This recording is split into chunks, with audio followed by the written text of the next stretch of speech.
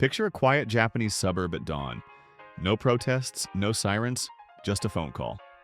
He passed away. Then one question hits the family: where do we bury him? If you're American or European, that sounds normal. In Japan, it's almost shocking because burial isn't the default. It's practically a missing option on the menu. Now add one more twist. The family is Muslim, and cremation isn't just not preferred. For many, it's religiously forbidden. So what happens in a cremation nation? This isn't about exotic rituals, it's about the last thing we do for someone we love. Then realizing society's systems were built for most people, not everyone, and the government, it's stuck between two fires: protecting religious freedom on paper and facing local anger about land, water, and why should our town change? So tonight, let's follow a problem that starts with one grave and ends with a big question. What does multicultural really mean in a place like Japan? First, you need the baseline. Japan is a country where cremation became the norm after decades of policy, urban growth, and limited space. It's efficient, organized, predictable. Today, almost everyone, about 99%, is cremated. Burial still exists, but it's rare, like a footnote in the national routine. That shapes everything: cemeteries, laws, budgets. Think of it like infrastructure. If every city built only crematoriums and columbaria, you can't suddenly add burial without new land, new permits, and new neighbors who say no. Japan's land is precious. Mountains, tight cities, aging towns. Space is scarce and politics is intense. A cemetery isn't just land, it's a forever decision. There's a rhythm. Funerals run on schedules, temples, and plots in a system that assumes cremation. For many families, it isn't ideology, it's just how it works. So when someone asks for burial, some locals don't hear religious freedom. They hear new rules, new risks, and nobody asked us. See how fast that turns political? In the US and Europe, cemeteries are normal. Japan's starting point matters because the conflict isn't only about Islam. It's about redesigning a national default. Now here's the catch. Japan is also changing. Labor shortages are real. Foreign workers arrive, build lives, marry, have kids, and eventually, like all of us, they grow old.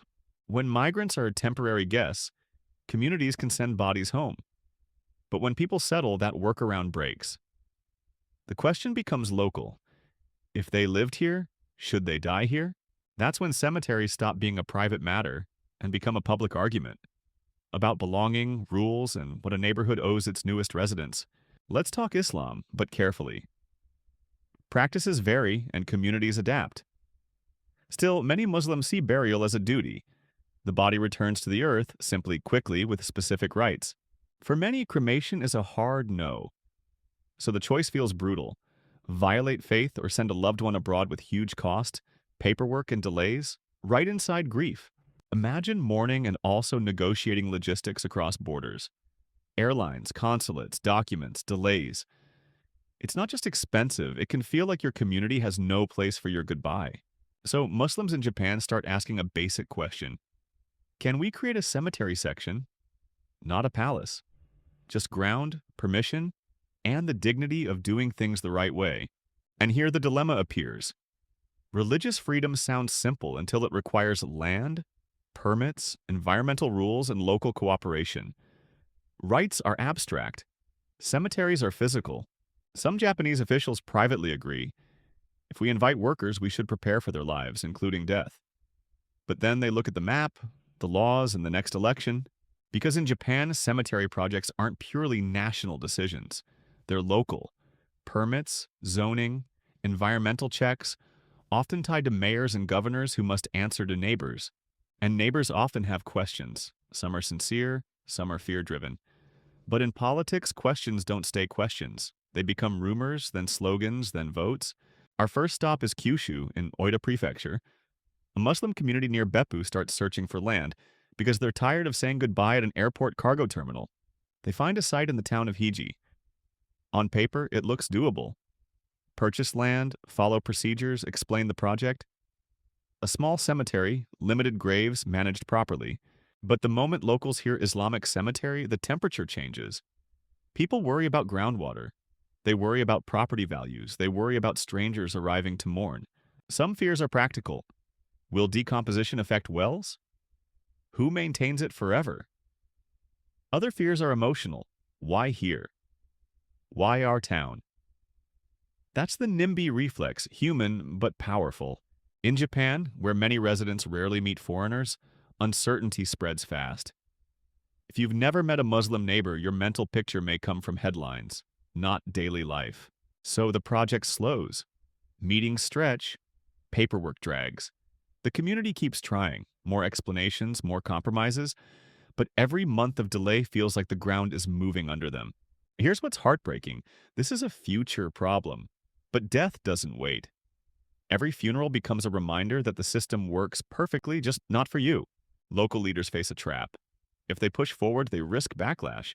If they pause, they look discriminatory. And if they say nothing, anger grows on both sides. Sound familiar?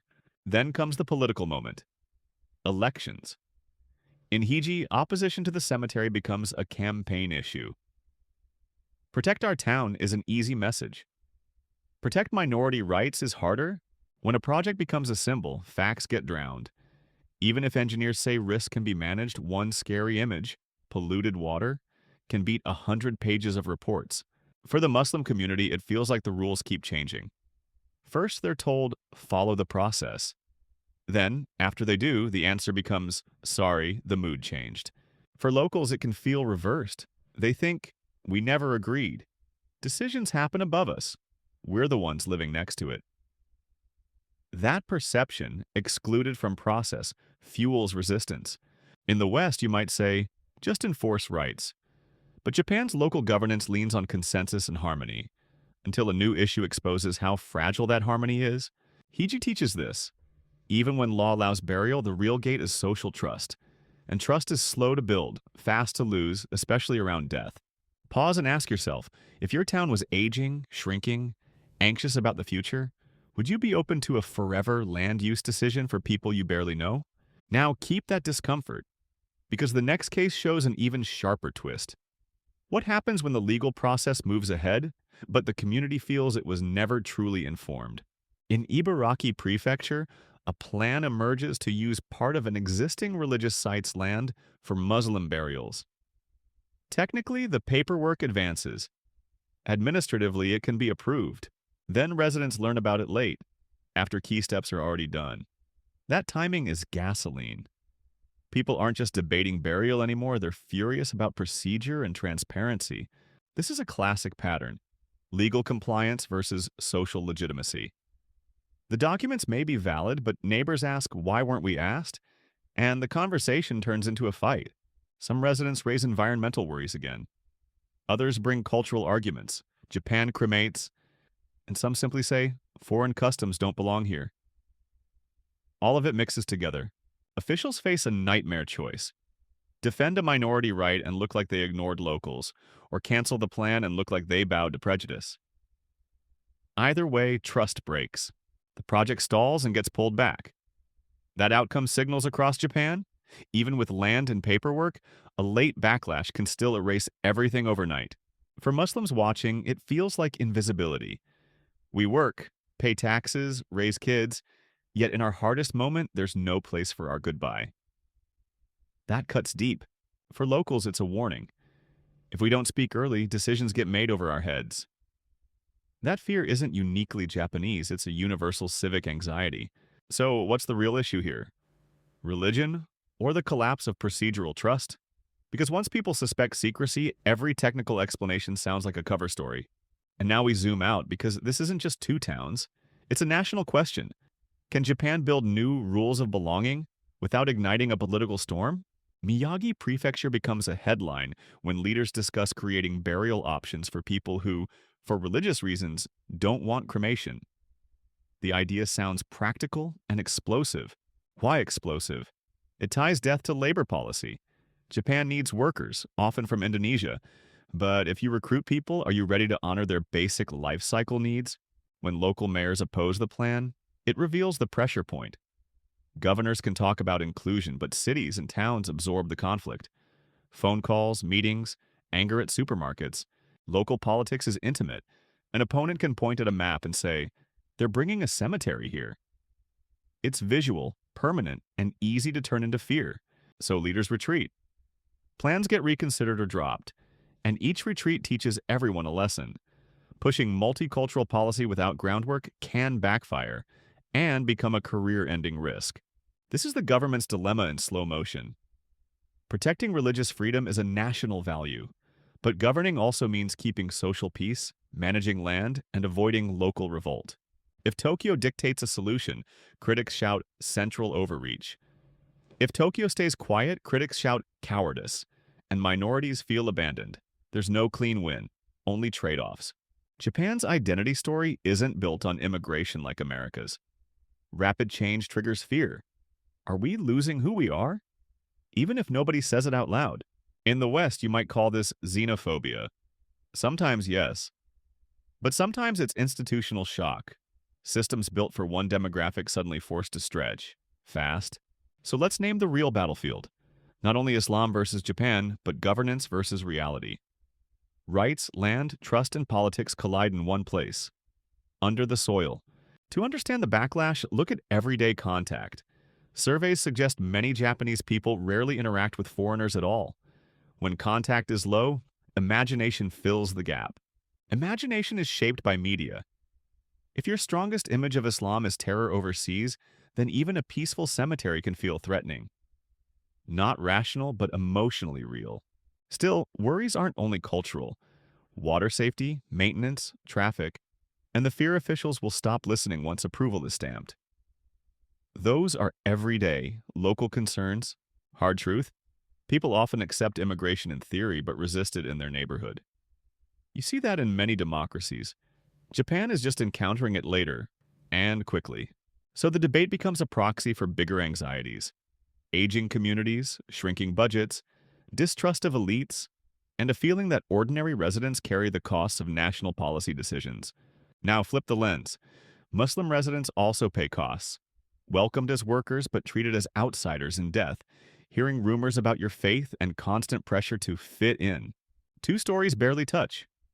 Locals say, we're protecting our community. Muslims say, we're asking for dignity. Both can feel true at the same time. And when both feel true, compromise gets harder. Because compromise requires trust, and trust requires contact.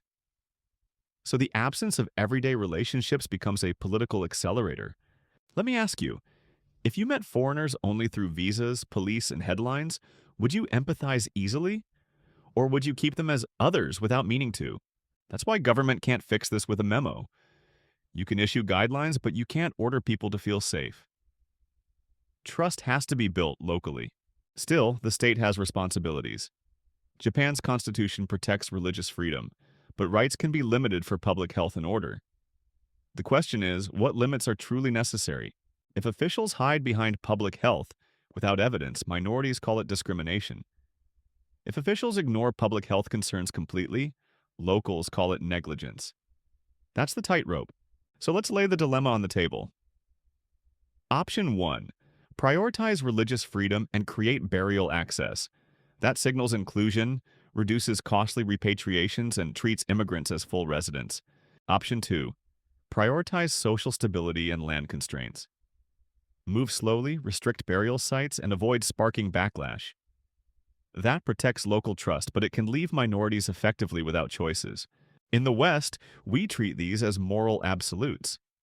In Japan, leaders treat them as management problems, permits, zoning, maintenance funds, and consensus building, because that's how change happens.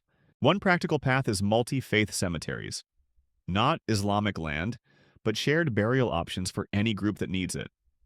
That framing can lower the special treatment accusation. Another path is transparent procedure. Mandatory briefings, public comment periods, groundwater studies posted online, and long-term maintenance funds. Not because locals deserve veto power, but because secrecy breeds panic. A third path is location strategy. Choose sites with low environmental risk and minimal residential impact. Then build transport and monitoring. It's not perfect, but it acknowledges real constraints. Some families will still choose repatriation, but as communities settle, relying on send them home becomes less realistic and more cruel. Home isn't just work, it's belonging. The deeper question, Does Japan want immigration as a tool or immigrants as neighbors? Cemeteries force society to answer because they ask, are you one of us at the end? If Japan finds compromise, it could become a model for East Asia's aging societies. If it fails, backlash politics may harden, and the next accommodation will be even harder. So when you hear Muslim cemetery controversy, don't just picture a graveyard. Picture a stress test for governance, trust, and the emotional limits of a society meeting diversity late. Before we close, remember the human scale. Families wanting a dignified goodbye, and neighbors fearing a permanent change they didn't choose. That collision is real and painful. Maybe the real policy question is simple. Can a country protect minority rights and also build local trust without letting fear become exclusion? What would that take in practice? Let me ask you, if you were the mayor, would you approve with strict safeguards, open hearings, and monitoring, or delay for consensus, knowing someone might die tomorrow anyway? Today's story ends here. But the argument isn't over. When you hear religious freedom, remember, sometimes it isn't a speech, it's a place in the ground.